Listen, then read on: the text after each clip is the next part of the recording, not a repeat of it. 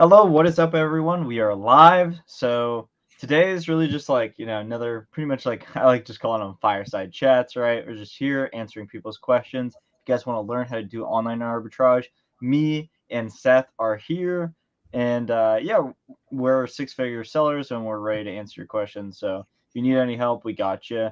And like this stream, I did the title. It's $10,000 in a single day doing online arbitrage. I just hit that yesterday. Absolutely insane. Q4 is popping off for a lot of people. So yeah, Q4 is just really crazy, and I'm just really happy to hit that 10K. It's like the flex pick. It's the glamorous, the Exactly. thing that everybody loves to see, the orange bars. Um, so I just, I just That's a thought big accomplishment getting 10,000. Imagine like actually like sitting at a lemonade stand and selling 10K of lemonade.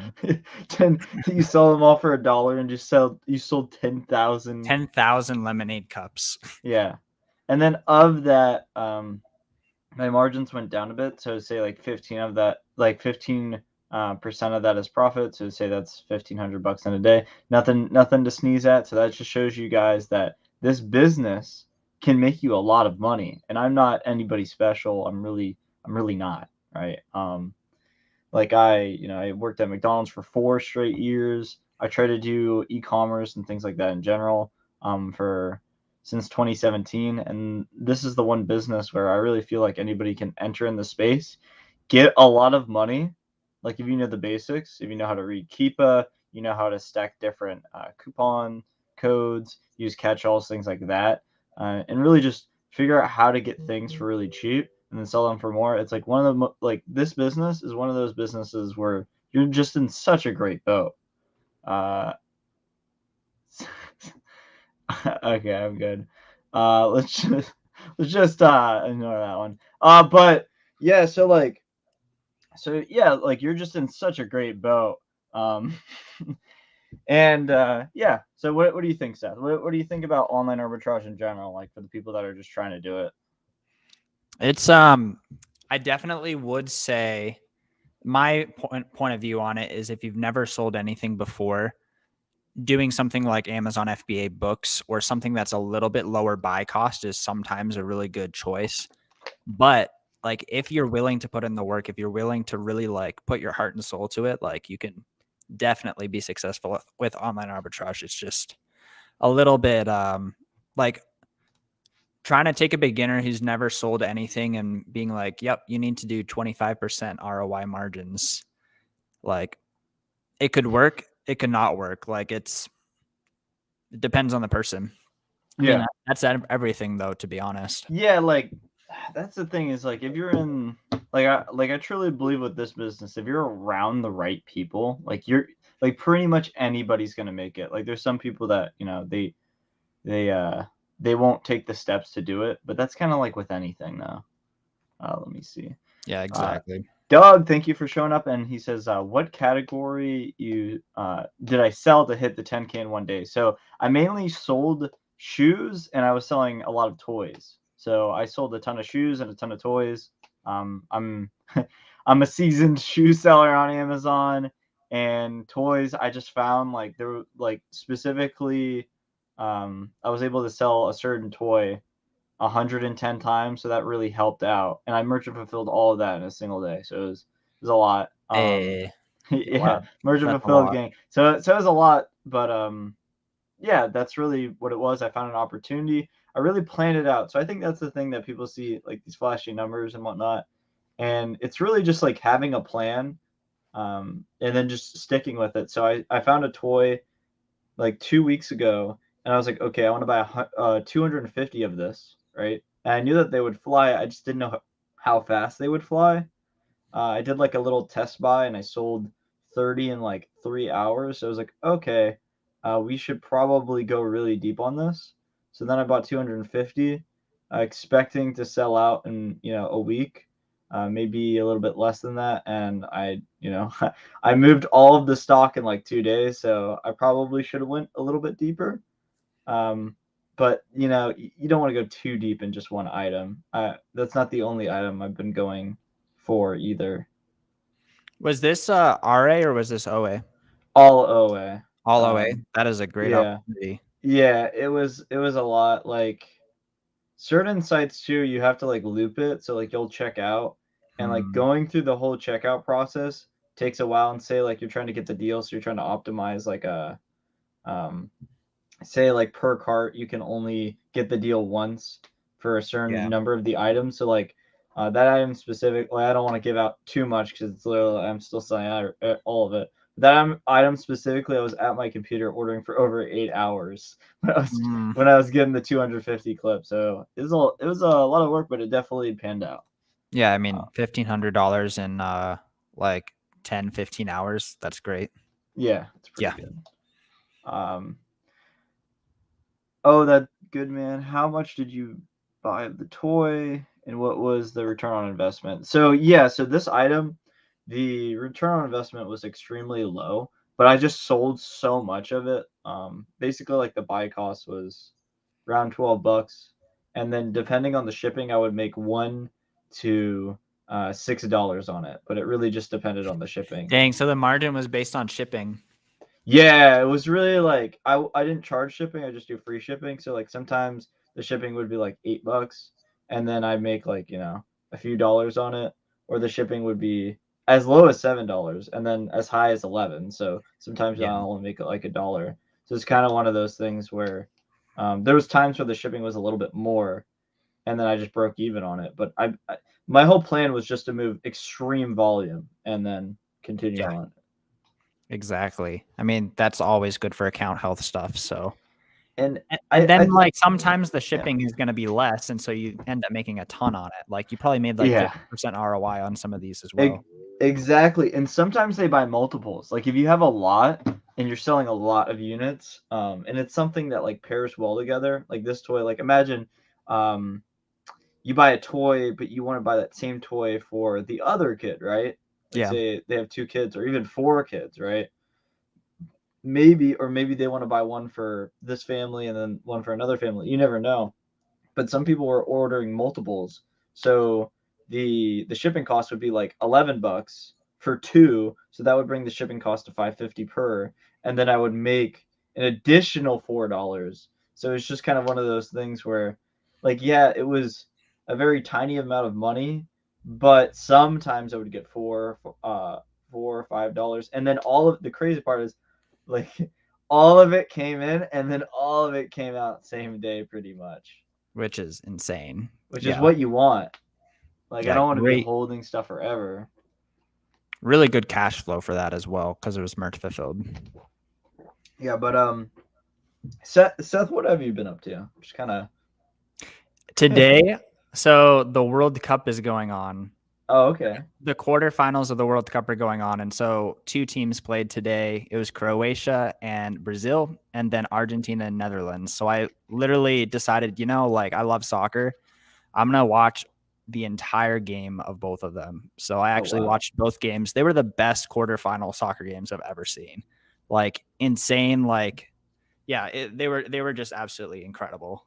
But that's I don't want to awesome. spoil it for people, but and we Yeah, can get back on Amazon. But and then after that, I did some bookkeeping, and then um, with some claims, there's basically a theme for why I was getting a couple claims, and so I basically purged my inventory of those types of items, and so they're coming back to my house. I'm going to liquidate them on eBay. So probably yeah, a 1,000 or two of stuff that I'm going to have to liquidate, but just about all of my claims have been around that one theme, basically.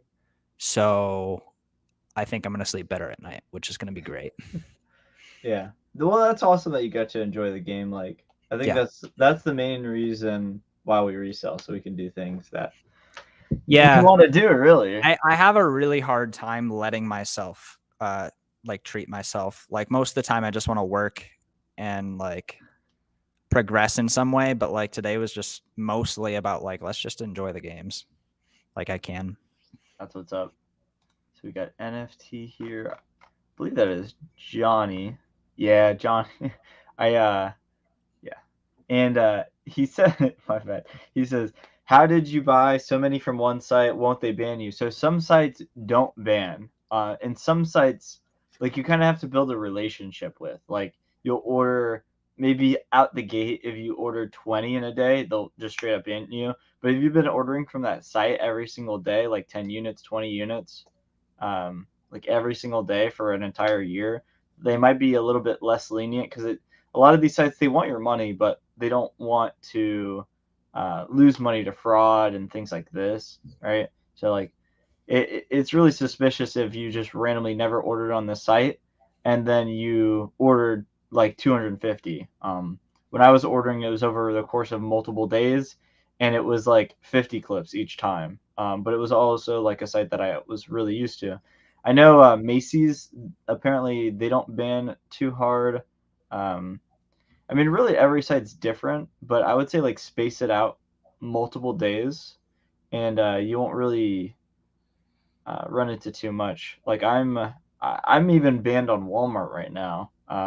They they order limit me all the time now. Like I can only order basically, like it depends on the item, but basically around 5-6 grand a day. I would love to order more, but it is what it is. Um, Was your so toy buy cost like around $12? You said yeah, it was somewhere around 12. so you could put like several $100s worth in per order, but not like thousands and thousands per same. Yeah, I Yeah. think I think also if you space out the orders, so like maybe one order's not like $1,000, and you just do a bunch of like eight, like the way I was doing it was like $80 per order, so it didn't look Okay. anything like too suspicious. So I think that also helps with some sites. It's like, okay, you place multiple um, $80 orders. Every site's really different. Like you kind of have to learn.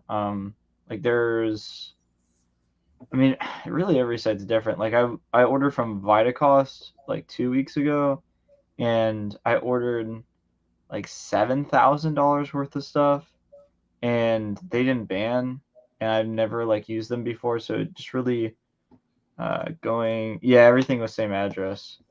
Um, I know some sites, if you have your billing different from your shipping address, they'll cancel you, or they'll just like start limiting you.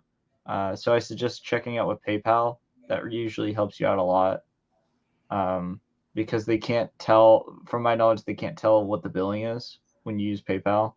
So if you get order canceled, try to use PayPal on a site. It's probably a good practice anyways, because you kind of want your billing address to be your Amazon address if you can.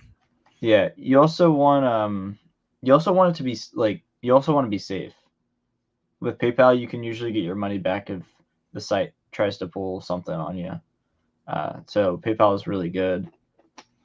Um, yeah, so that's pretty much it. I also use proxies sometimes. So I use this basically, like if you have a VPN, it's the same thing. So if you have a VPN, you log into the VPN, and then you go and order on a website, and say you have something like Amex employee cards, right? It could literally look like a whole different person. So that's pretty useful if you want to try to not get order canceled on a site. Yeah, the VPN can be helpful. Yeah. It's kind of like situation dependent, I feel like, though. Yep. Like, especially for eBay, you kind of don't necessarily need a VPN at all. But I have my virtual assistant log into my VPN so that she logs into my eBay from a VPN. That way, it's not like Filipino person like logging into United States account and then they flag it and Yeah. all that stuff. So Yeah, I could imagine that just immediately erases a red flag, because one minute you're in the United States and the other minute you're in the Philippines, and it's like, yeah, oh, something weird's happening here. and I mean like the site just wants you to not get scammed, but in this case, it's fine. Yeah. So you don't have them remote into like an IP that's in your state. It's just they Just just United States. they just hit the United States and you're good. Yeah, I just tell them to select a random city in the United States. Okay. Yeah, it's just Yeah, fine. that's pretty interesting. Yeah, I've recently been thinking that like VAs, they're good, but it's like I think you get to a point where there's too much good stuff to buy. I I don't know how you feel about that, Seth. Uh, yeah, I've been thinking about it. It would be great to not have another like $450 a month in my overhead. That would be really, really nice for my margin. Yeah, Um, but at the same time, like whenever there's something that I would look into, like half the time I would just send her an email and say, "Hey, for Thursday's work, like look into this site and like look for these things." And therefore I'm yeah, not spending a lot of time looking into everything. And also like you can basically make systems for them to like literally like tee you up for like purchases. So like most mornings I have her like look for eBay listings and for things that I can be purchasing. And she like gives me the link of the Amazon page and like says what I should be selling it for. And I kind of just basically verify everything and then I purchase, which it nice. helps. It helps with time.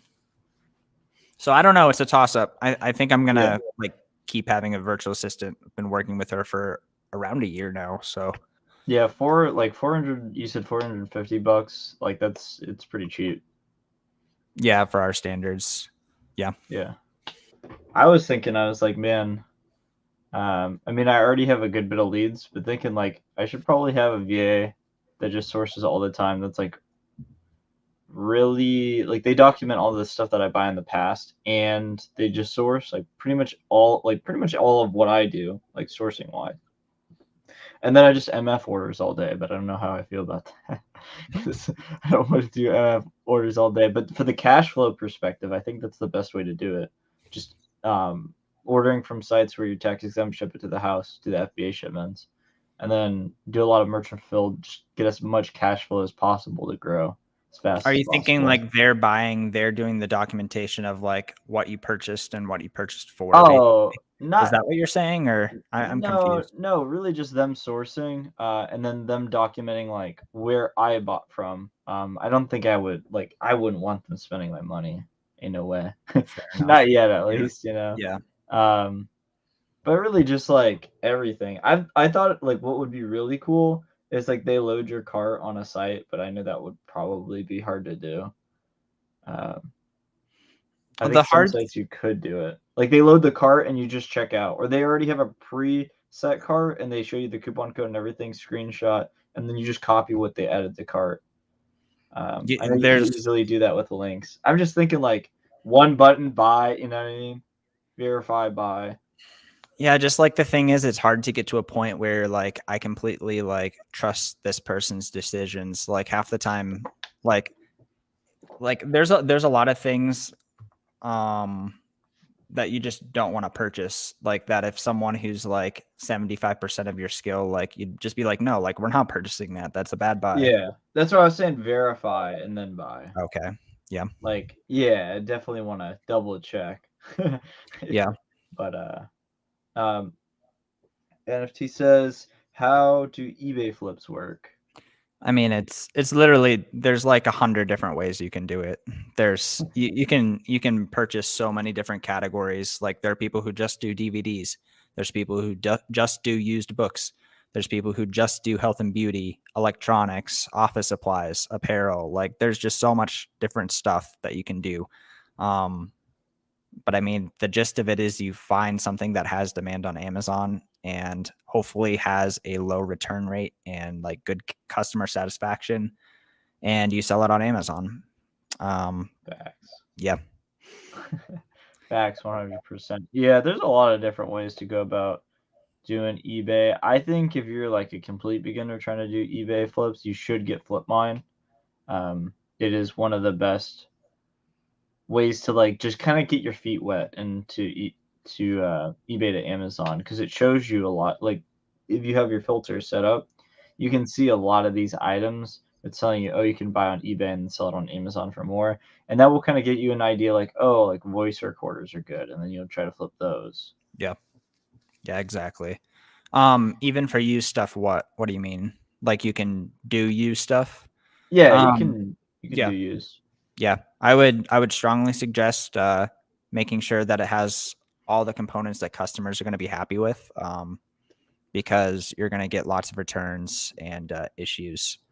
if you don't give a good customer experience, So, but yeah, you can do used stuff. I think the best way to start with eBay to Amazon is used books. And we have a friend named Joji Davenport who goes super deep into used books, and he does really well with it. Yeah. I think that's the easiest way to get started, and you can expand as you like get experience and feel it out. If you have like sub 2K, like doing used books is so good because the margins are insane. Yeah.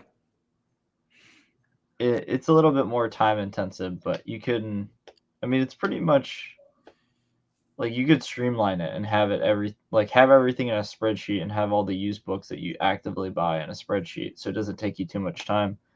There's a dude by the name of Jerry Liu, and he does that. He literally spends like he has a spreadsheet. He'll go buy the books. He'll send them to his house, then send them to Amazon, and he makes like $200 an hour doing that because he just buys the same books over and over again. He's been doing it for like 10 years.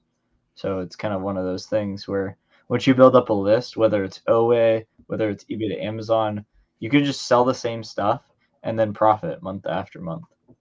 Yeah, and it does take work up front to get to that point, and a lot of people like, here's your competitive edge. A lot of people like they'll hear that and they won't do it. Yeah, like facts. But it's so overpowered once you actually have that list, and like it's actually not that hard to do. It just takes effort. Says where would a good place to start with books, textbooks, or I mean really any book. I like if you can buy books where say like if you want to do textbooks, it's really seasonal. So when the new semester starts, you want to buy books on the off, like when they're currently in class, right? So when the next semester starts, you can already have them at Amazon, have them Prime. So when the next semester is starting and they all need that book that same day because their professor told them to get it, and they need it that next day for class, they can buy your book Prime, and they'll even pay double the price just because they want that speed and they need it now because they didn't prepare. Yeah, I that's think one really good method. I think that's where most of the money's at, and then some of the like I've from the little bit that I have done with used books, some of the like weird niches, like the Yeah. making, like basically making money niches. I've seen Joji flipped like some data analyst books, engineering books, aerospace engineering. Like think of like a topic, and then think of like an oddly specific like subset of that topic. So there's like engineering, and then there's like space, like you're doing it, space engineering. There's civil engine, like there's all these different things, right? Um, so yeah, just try to dive deep into some of these oddly specific topic books, and you'll probably find something. Yeah. Yeah, I would stay away from stuff that's like super, super slow. Like I'd probably try and stay under 2 million rank, maybe even under 1 million rank. And if you really want to be faster, under 500,000 rank. There's no rule set in stone. It's just like if you're dropping $40 on something to make like your $20 profit, you don't want it to take 6 months, That's a fact. So Yeah, you gotta sell the fast moving books. yeah, 100%. Yeah, like I'm not like too big of a fan of just making decisions based off of rank, but with the books, if you're under like Yeah. 300K, there's a good chance that the book probably moves. Like, Yeah, like you can go into the whole like, all right, how many sellers are on this listing and like how many sales is this listing getting, and then compare the two. Like I think that's yeah, a better way to do it. Rank really is, as you get deeper into Amazon, you'll kind of see like rank is okay, but like if you can look a little deeper at it, it's going to be better. It's a yeah, good place to facts. start though. Yeah, 100%. Yeah, so we're just chilling, see if there's anybody else. I think we only got 4 people in here right now, so that's pretty Thank you cool. guys for showing up. Yeah, thank you guys for showing up. A little light night, but pretty sure everybody is grinding doing Q4 right now, which Did you post on your definitely story? understandable. What was that? I don't think you posted on your story. That's probably why. Oh, you think so? I put it in the Discord. I put it on the Oh, you did? Instagram. Okay. Just kind of light night. Yeah. So I guess like we'll just kind of wrap it up. So, is there anything else you think that people need to know tonight, Seth? It's Q4. I think it's a great time right now, especially if you're doing FBA, to start thinking about what you want the next year to look like and start setting that up for yourself. If you're That's a doing fact. merch fulfilled, like it's really time to grind. If you do FBA, like you should keep sending stuff in, but like know that you're kind of preparing for January and getting started with the next year around now. So like, what do you want next year to look like? Be thinking about that. Set up next year in an amazing way. That's kind of all I have to say. Yeah, thanks for having me on, Cody. Yeah, 100%. Thanks for coming on, Seth. Yeah, I really like that. Preparing for the next year. Going hard now, and then because this is obviously everybody's buying, and next year, think about what your goals are, what you're gonna do, um, and yeah. So, thank you guys for joining us. If you watched all the way to the end, thank you for watching. And I have a free checklist of all of the things that I use to make $10,000 net a month doing online arbitrage, and it's down in the description. You can just click on that, absolutely free. Um, it's there for you. Thank you guys for watching. Bye bye. See ya.